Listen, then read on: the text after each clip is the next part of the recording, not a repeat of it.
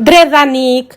Pse është dredhanik? Se është dredha. Harova tu tregoj tani që motra përveç byrekun me salcice bëri edhe një dredhanik, se kështu është kur fillon Eva nga byrekët, po nuk bëri 10 bashkë, nuk ndalon. Tani dredhanikun e bëri me djathën dhe vezi hodhi brenda, mund ta bëni dhe me gjizë, kuptohet.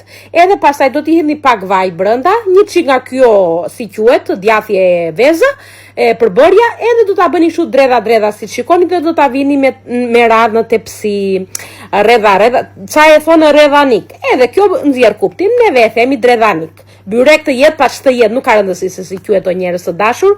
Pastaj pas e ka përfunduar, i hedh një çik vaj nga lartë, e vë në furrë që të piqet në 180 gradë, vë moj.